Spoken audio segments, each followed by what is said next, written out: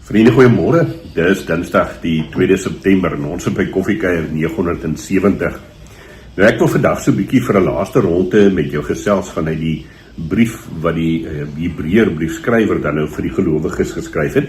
En julle onthou ons nou nog dat dit 'n groepie Christen gelowiges is wat vanuit 'n baie sterk Joodse agtergrond gekom het. Wat die ou Joodse godsdienstige gebruike, die wette, die verordeninge, die bepalinge, dit was hulle agtergrond. En nou leef hulle in omstandighede waar die uitdagings groot is, waar die versoeking eintlik daar is om te sê, Christenskap en hierdie navolging van Jesus, dis moeilik, so moet hulle maar terugval op die ou gebruike nie.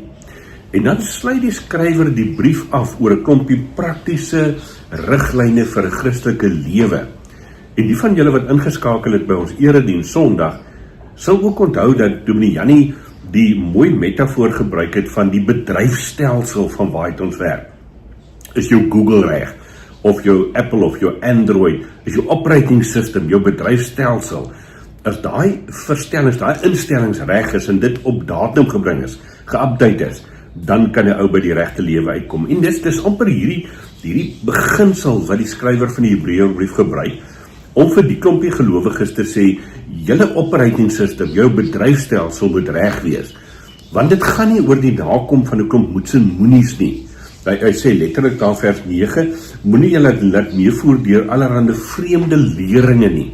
Nou daar's 'n klomp vreemde leringe in daardie tyd gewees, in ons tyd vandag ons nou natuurlik ook nog, en onthou daardie toebroodjie ding wat Jannie verduidelik het, in die tweede deel van vers 9 sê hy ook, hierdie gebruike, hierdie leringe, die mense wat hulle daan gehou het, dit het hulle niks gebaat nie.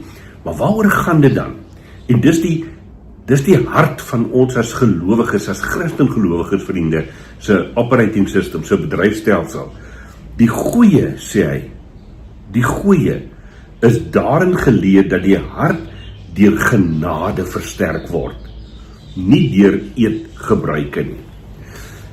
En dis die kern wat ek vandag met jou wil deel bietjie. As ek en jy nadink oor ons lewe as gelowiges, as volgelinge van Jesus Christus, dan is die kern, die bedryfstelsel se kern, default setting wil ek amper gebruik, is om te sê, dat ons hart, ons binnekant, ons motivering, ons geestelike lewe, wat ons sal uitspoel in ons alledaagse lewe, in elk geval, lê daarin dat dit deur die genade van God versterk word. Niks anders nie. Niks meer is dit nie.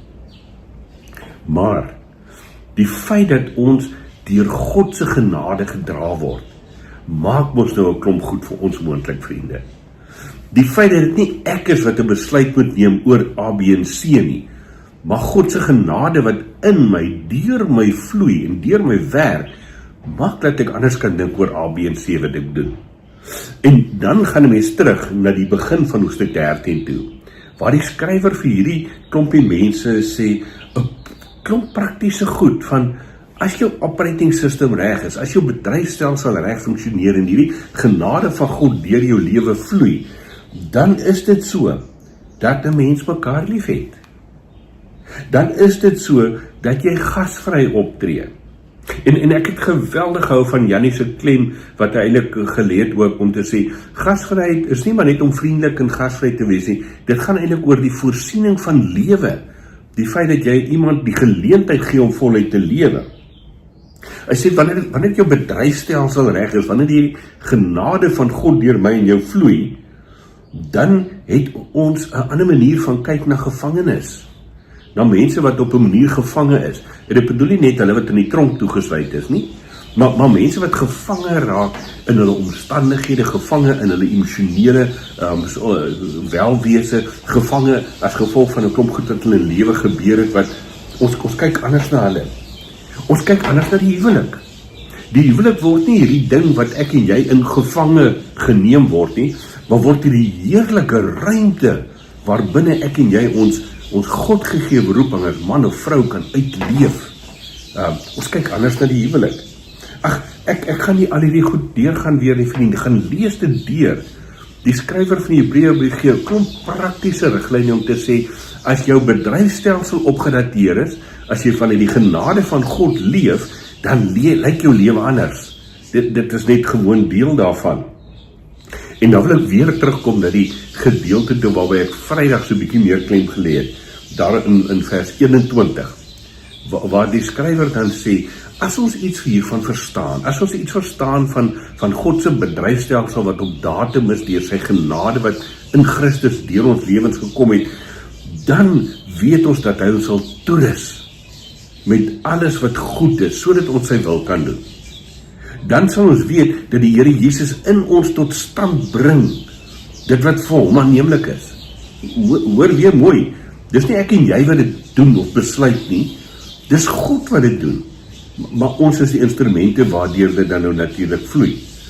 En vriende, dis die kern vir my van Christelike geloof, dat ons wegbeweeg van 'n ou sisteem van moets en moenies na 'n plek waar ons sê, hier kan ek, hier mag ek lewe volgens die voorbeeld wat die Here Jesus vir my gestel het.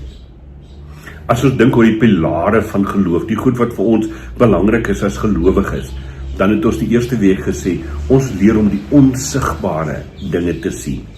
Ons leer om verder te kyk as dit wat ons net met die oë sien, en eintlik die onsigbare te kan raak sien van God.